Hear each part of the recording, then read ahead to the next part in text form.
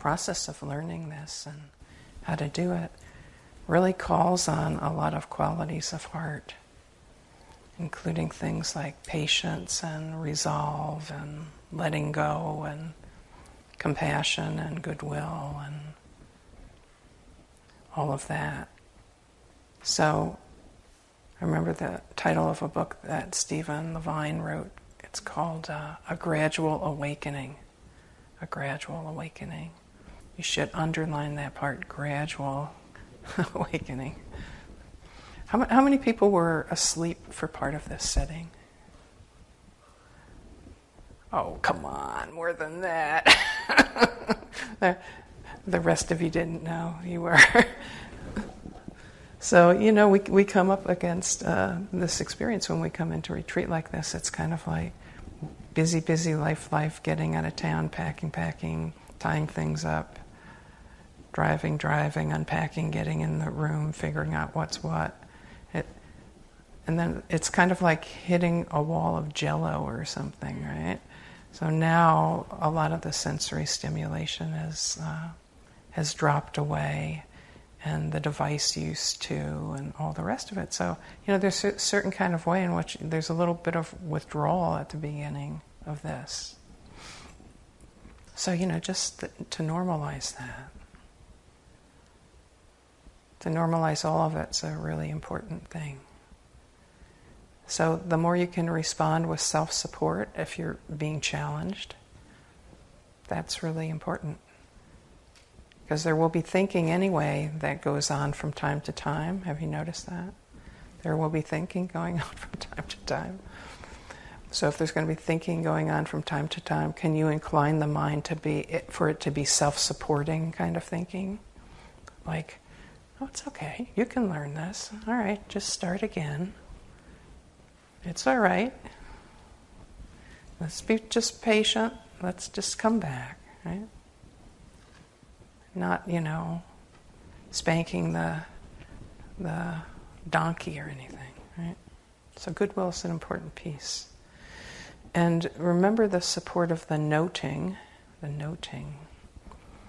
So noting, the use of just, a simple word that kind of tags the experiences is a way of using this quality of mind called perception, when the mind is recognizing its experience in real time, perceiving, for instance, the beginning of the in-breath.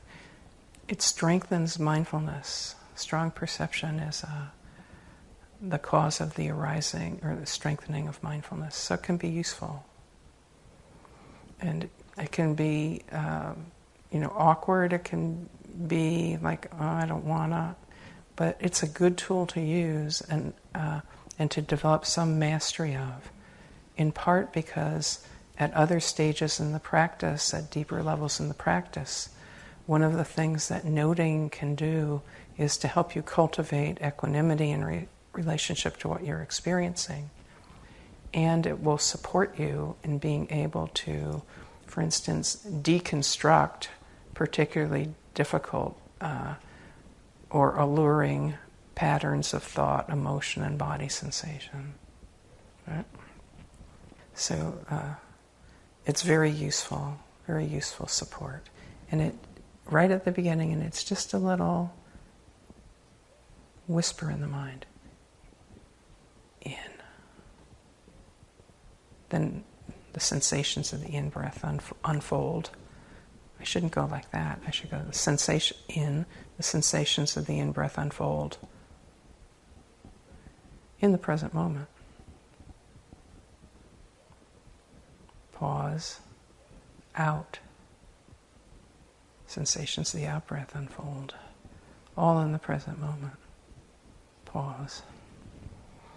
And the other support I noticed that some of you were using to help contact the sensations of the breath is that act of, putting your hand on the abdomen for a period of time. It can help, sometimes help get the attention connected to what's going on here. We tend to think of our attention as being like up here, and then we kind of like have to find the body. But actually, the mind is distributed throughout, can connect with any of the sense doors, any place within the physical body. So what if you thought of it as, oh, okay, there's awareness kind of like here. The awareness is here rather than the awareness is up here and I gotta like direct it to go down and find it. What if you thought of it as, okay, there's receptivity to this field of sensation. And in a certain kind of way you kind of turn awareness to that and then it's there. The awareness is right there. Okay, practice tips. You just got some. All right, now we're going to talk about walking meditation now. How many of you know walking meditation well? Yeah, subgroup. Do you know why you're doing walking meditation when you do it? Is it a frustrating time waster? So just some clarification about that, because when I first was given the instruction for walking meditation, my mind just did not get on board with it. It was like, especially when the instruction was, well, you just set up a walking path, maybe from that railing to, the radiator over there in length, and just a length, and you walk back and forth, and you just feel what that is. This is the instruction I got as I remember it. And then the cherry on the cake was, and don't worry about it, you're not going any place, there's no point to it. And my mind was like, oh, why are we doing it? It's so stupid. But then that's just my mind, okay. I'm sure none of your minds are like that. So here's why. First, to say, in order for the value of walking practice to show itself, you got to give it the love. So can you take as a tentative possibility here that the reason this has been taught for 2,600 years or more is that it has some kind of value that you might learn to understand by committing yourself to the process of doing it. So for our purposes here, some of the values of this are, it gives ease to the body because you don't have to be just sitting and practicing all the time, right? So it can actually generate energy to help counteract sleepiness and dullness. It can also, if you've got excess energy, can be a way of helping to discharge that excess energy and balance the mind in that kind of way. It's a continuation of working with the field of physical sensations in the body. In this case, the mind isn't turned towards the breath. The mind is turned towards the physical sensations primarily of the feet and lower legs as you're moving. That's the attentional field there. And the mind can, and this may surprise you in the early stages of the practice, but the mind can actually get very, very concentrated in walking practice. So were the mind to develop some concentration in walking practice, then one has the experience when you come back into the hall for the sitting practice that the walking is actually feeding the sitting. And why is that? It's because you're not having a cold start every time when you come in for the sitting.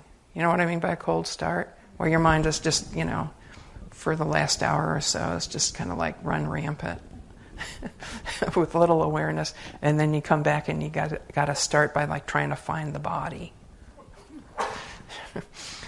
So, the walking and the sitting feed each other. So now you've collected some attention in the body and in the present moment by doing the sitting practice. So what I'd invite you to do now is to keep attention in the body. Don't try too hard. Keep attention with the body as you uncurl yourself and stand up. See if you can just feel general sensations going on in the change of posture.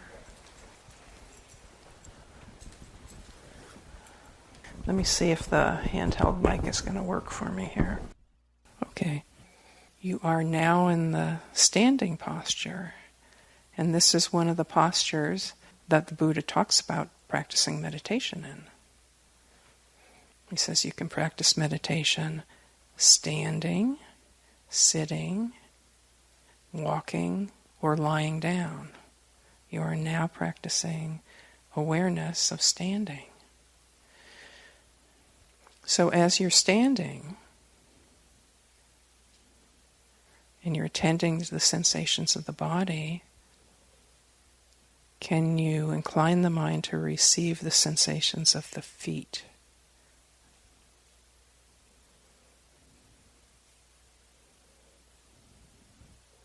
And if you were to notice those, you might notice, first of all, pressure or heaviness.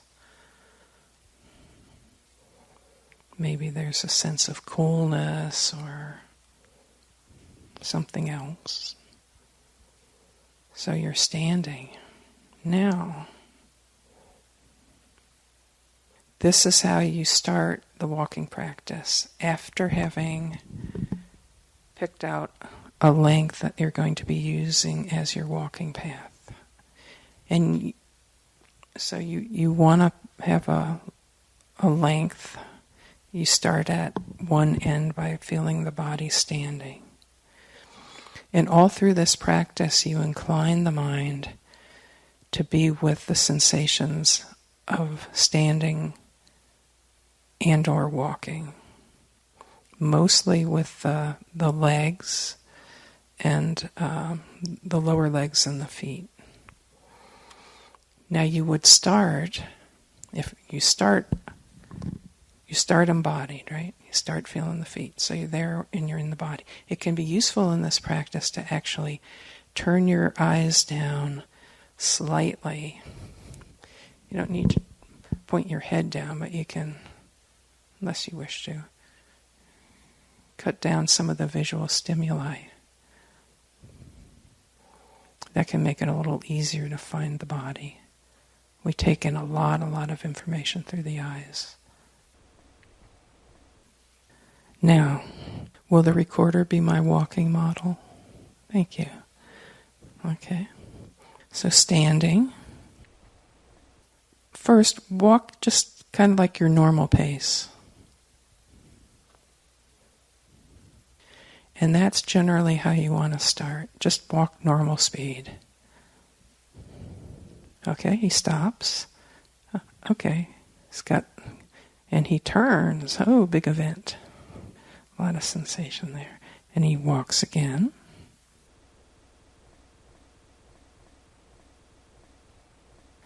You've seen this before. You've done this yourself. Okay, turn. Thank you. So you want to do some regular walking for a bit.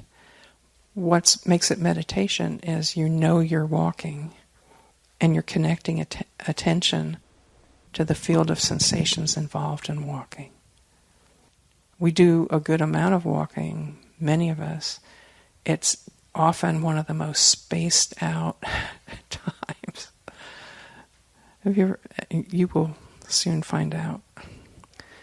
Right? It's like we're thinking about, I got to do this, I got to do that, or, I got to respond to that text message, which is a pointing out of, we can do this with complete automaticity, right? Without even knowing it. I mean, we get up in the middle of the night because we need to use the bathroom or something. We're somnolent. Somehow we mostly don't walk into walls. But now, can we invite mindfulness to be present in a way that we're actually registering on this sensory level this experience of walking. And this is our meditation. Okay, would you walk a second lap like medium speed, like a bit slower than what you usually do? So now he's in a gear that isn't automatic, which can actually help you be present. Kind of slows things down. Okay, turn. This is medium gear here.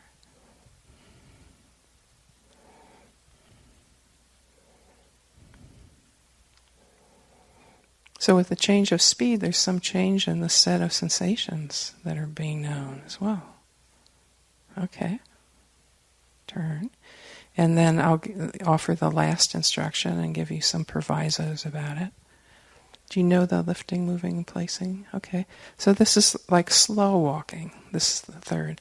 He lifts, moves, places. So now, lifting is one set of sensations, moving, placing. Lifting, moving, placing. Lifting, moving, placing. You know, we can space out at any of these speeds. Those of you who have done this practice know that you can be physically doing ultra slow walking and be like totally spaced out. So we can use the noting with this practice too.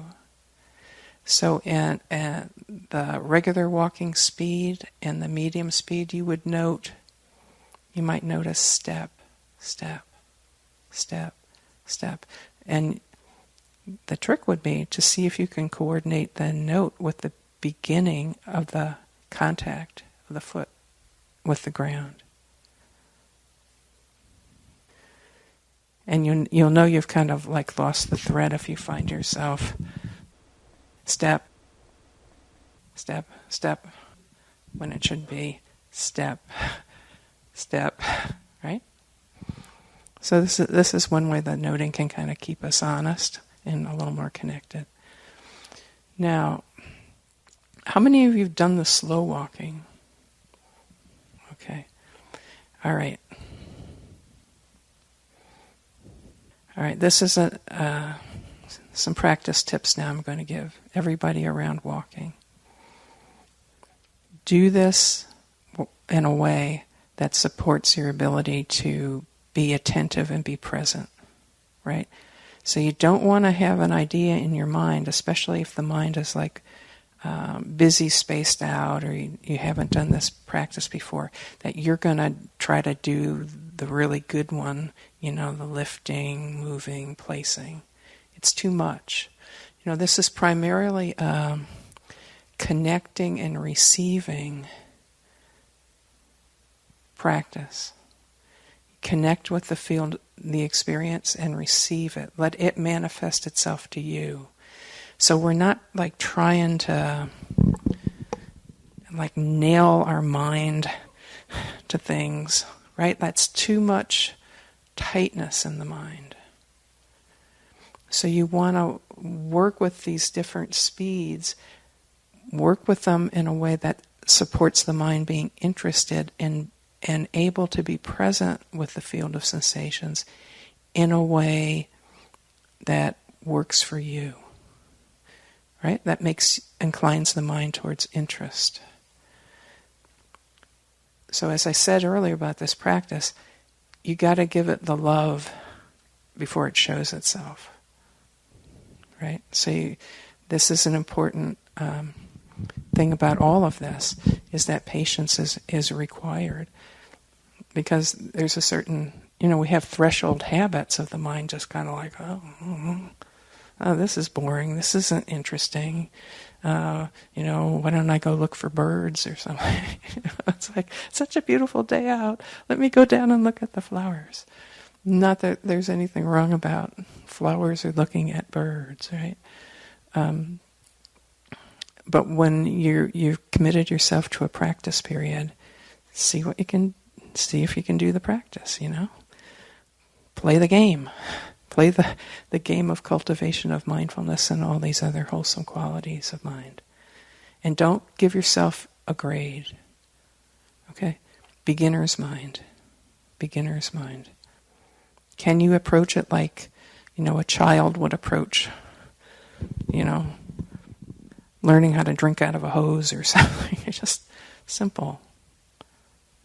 Right? They don't complexify it or, oh, I did a bad sandcastle. It's just interest, organic interest, noticing, allowing, and if there's allowing it to be pleasant. Inclining the mind to think of what you're doing as being able, the relief of being able to let go of other things. Not a have to do. Oh, it's a relief. It's a release to be able to let go of other things now and just be with this. Okay. You got it? All right. Any questions about the walking practice? Yes? Some of us hold it both. Can't do the three-step, but there's a lot of mental judging about that one used to be able to do it and not quite do it. There's mental judging about not being able to do the three-part walking because you used to. Okay, so as someone who has at certain points in life had difficulty walking, I can relate to what you're saying. But I'll tell you a story about my own experience with this. So once when I went on a 3-month retreat here, I had to come to confrontation with the fact I was very resistant to walking. So once I realized that it was going to be 45-minute or hour-long walking sessions, 6 or 7 times a day for 3 months, it's okay, I got to figure out a way to I got to get on board with this. You can't be pedaling the bicycle and applying the brakes at the same time for 3 months. So I did find a way to really commit myself to it, and the mind actually got very, very concentrated on the walking, as I've described it, that can happen. Then, so the next time I came back for a 3-month retreat, I had a whole strategy about how I was going to get concentrated. I was going to use the walking in the same kind of way that I had, which was barefoot walking. Right out here in this walking hall. And when I came here, I found that I couldn't do it. I had something going on with my body where my feet and lower legs were really swollen and it was painful. And I realized after a few days it's not getting better, it's getting worse. And I went through this big thing about I can't do it. And at a certain point, wisdom arose in the mind and was well, I guess this will be your letting go retreat. Right? Because I was causing myself misery by my insistence that in order to do the practice, I needed to be able to do it in a certain kind of way.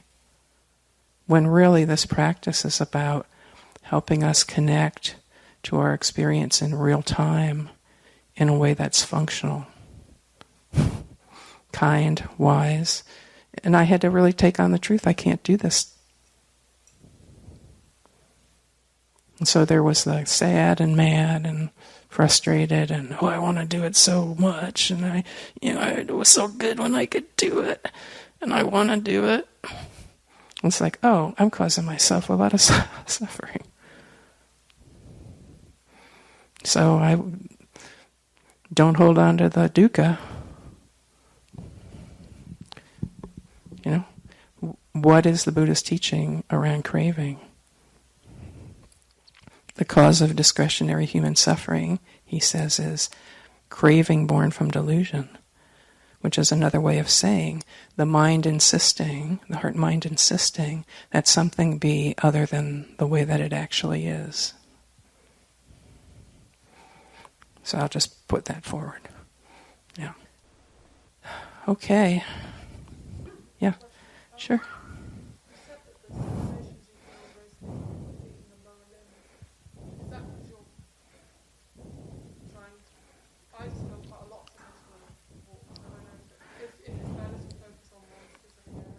I think it's fine to start with a general field of sensations of the body walking. Yes. And then with time you want to try and incline the mind to recognize largely the sensations of the feet and the lower legs. So it's just a parallel way of saying, for instance, one can sit and be with the breath and the body, the whole body, right? Or one can sit and be with, incline the mind to recognize the breath sensations with the rising and falling, or in some schools of practice, recognize the sensations of the breath at the nostrils. They're all, one way to think of it is they're different sized target areas, right? So the specificity and the particularity can deepen in a certain kind of way by restricting the field of attention or inclining the mind towards a particular field of intention that becomes increasingly subtle. But, don't turn this into like, oh, I got to do the 6-part walking. There's a 6-part walking. I got to do the 6-part walking or I'm not really doing it. This is delusion in the mind, people. So you start by what you work. You work with what's available to your field of perception, happily. And then if you attend to that wisely, your perception and your sensitivity and your mindfulness and concentration will all strengthen. And more will open, all on its own, without you, trying to pry the lid off the paint can to get in there and dabble. So you just trust the process. Find some happiness in it. Okay, you can go about your yogi business now. Thank you.